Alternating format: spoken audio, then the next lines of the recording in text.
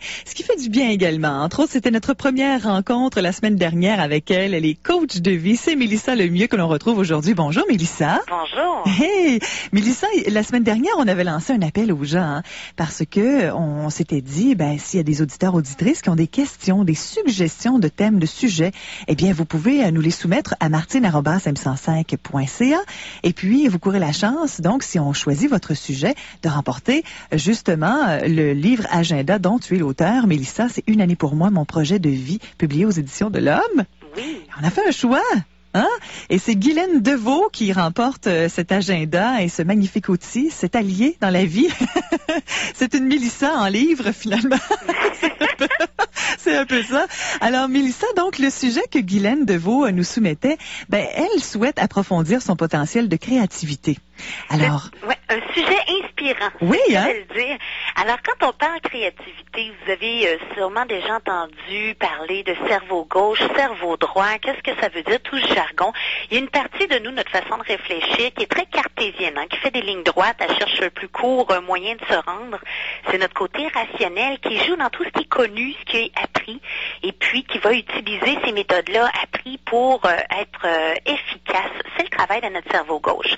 Alors, quand on pense à développer notre créativité, il faut donner la vedette à notre cerveau droit. Lui, il fonctionne d'une façon beaucoup plus chaotique. C'est un peu l'enfant en nous là, qui s'amuse à faire des liens là où il n'en existe pas encore, qui est stimulé par les images, par la couleur, et c'est le côté de nous qui invente et qui crée. Donc, pour développer notre créativité, il faut sortir des sentiers battus.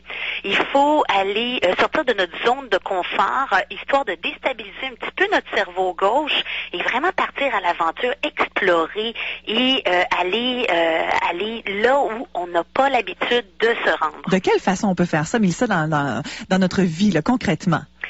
Concrètement, en fait, je vais vous donner bientôt des moyens très, très pratiques pour faire ça. Parfait. Mais je vous dirais que la curiosité est notre atout principal. Il faut chercher la nouveauté pour aller chercher notre cerveau droit et justement sortir des sentiers battus. Alors, on a hâte de savoir comment, de quelle façon là, on peut appliquer ça dans notre quotidien. Et Guylaine Deveau de Sutton, qui, elle, est la personne, l'auditrice là, qui nous a fourni ce thème-là, ce sera franchement très intéressant. Alors, Mélissa Lemieux, coach de vie, qui est avec nous aujourd'hui à M105. On va le retrouver bientôt. Pour l'instant, c'est Jack Johnson, If I Had Eyes à M105. On est avec Mélissa Lemieux aujourd'hui à M105. Elle est coach de vie. Elle est là pour nous guider. Et on suit aujourd'hui le sujet que nous a proposé Guylaine Deveau de Sutton. Guylaine qui voulait approfondir son potentiel de créativité. Alors, c'est le sujet abordé avec Mélissa Lemieux. Maintenant, on a parlé du mode de pensée, ce que c'est que la créativité. Mais comment maintenant la stimuler? Mélissa, on a besoin de tes bons conseils. Alors, comment sortir des sentiers battus? D'abord, éveiller votre cœur d'enfant. Soyez touche à tout, essayez tout et n'importe quoi.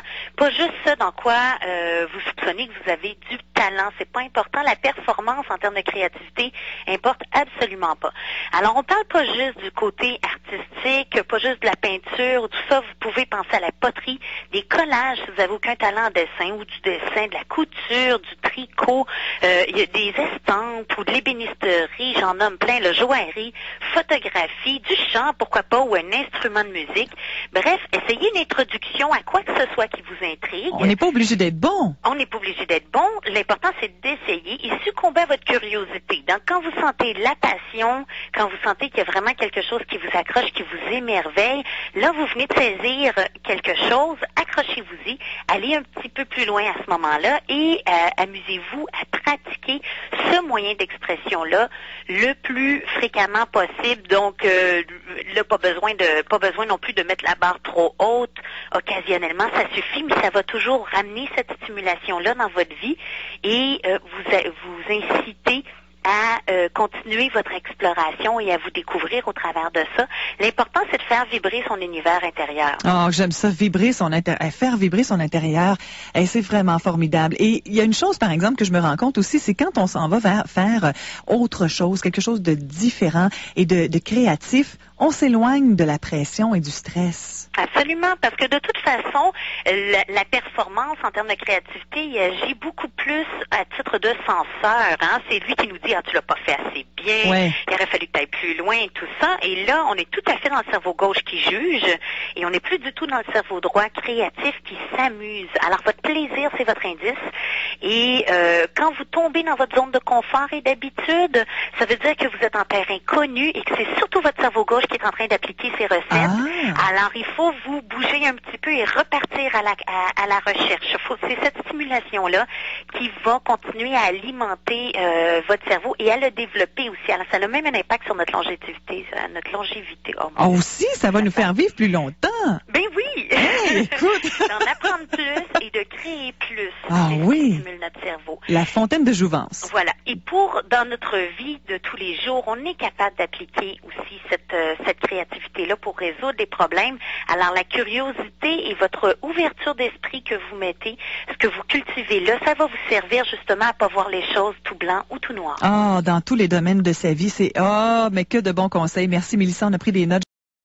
On est de retour à M105 en toute simplicité avec notre collaboratrice, coach de vie, Mélissa Lemieux, qui est avec nous. Et aujourd'hui, il était question de créativité, comment la développer dans notre vie concrètement, là, au quotidien. Et puis, suggestion peut-être pour aller approfondir ce sujet-là, une suggestion de lecture, Mélissa. Bien, on a abordé le sujet, mais pour ceux qui veulent aller plus en profondeur et vraiment faire un parcours pour libérer leur créativité, il y a une pionnière dans le domaine. Elle est citée dans à peu près tous les livres de créativité que j'ai vus. C'est Julia Cameron dont le livre a été traduit. Ça s'intitule « Libérez votre créativité, osez dire oui à la vie ».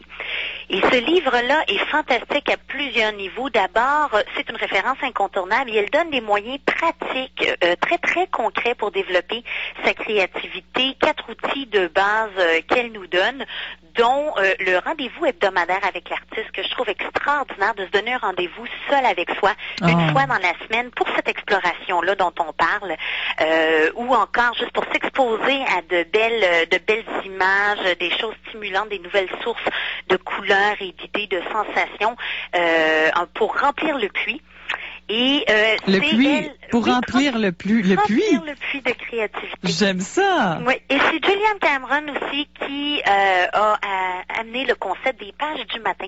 Donc d'écrire 3 pages par jour pour vraiment nettoyer de notre esprit tout ce qui l'encombre. C'est un peu comme faire son ménage intérieur. Là. 3 pages par jour, ma foi. 3 pages. Et si on n'a rien à dire, on écrit j'ai rien à dire, j'ai rien à dire, j'ai rien à dire. Mais la quantité importe. Et l'idée de ça, et là où je veux vous amener, qui est un concept très important, c'est que ces pages du matin-là sont une façon d'apprendre à s'épanouir et à apprivoiser notre senseur intérieur. Parce qu'on l'a en termes de créativité, cette petite voix-là qui nous brime, qui nous nie. On a des fois, certains auteurs l'appellent le gremlin. C'est le petit méchant derrière nous qui fait, là, voyons, t'arriveras jamais jusqu'au bout. Le mental. Voilà. Il va toujours rester là parce qu'il est lié à notre instinct de survie. C'est lui qui fait ça, c'est trop fou, tu vas trop loin, ça se peut pas et tout ça. Donc lui, il vient nous ramener à la raison. La police. Au cerveau gauche. Oui. Hein? Alors il y a une petite guerre là qui se passe à l'intérieur. Mais il y a des façons de faire. Oui, je t'ai entendu, puis maintenant va prendre un repos là. Moi, j'ai envie là, d'exploser là, pendant un temps puis de connecter avec ma créativité. Alors ça nous permet, si je comprends bien, de retrouver l'équilibre entre les deux, tout simplement. Elle fait vraiment un parcours de cheminement personnel. Elle a plusieurs, dans tous ses chapitres, elle nous fait faire un pas de plus. C'est vraiment une découverte intérieure extraordinaire. Alors l'auteur, c'est Julian Cameron? Julia Cameron. Libérez votre créativité, osez dire oui à la vie. Alors, il y en a beaucoup là-dedans, il y a beaucoup de contenu. D'accord. Alors ça, c'est vraiment une bonne suggestion. C'est disponible en librairie. Assez facile à trouver, j'imagine. Hein? Ça fait partie des livres là, qui sont populaires. Merci pour cette belle suggestion, Mélissa, pour aller un peu plus loin dans notre thème aujourd'hui, la créativité, comment la développer. Aujourd'hui, on a abordé le sujet de la créativité avec notre coach de vie, Mélissa Lemieux.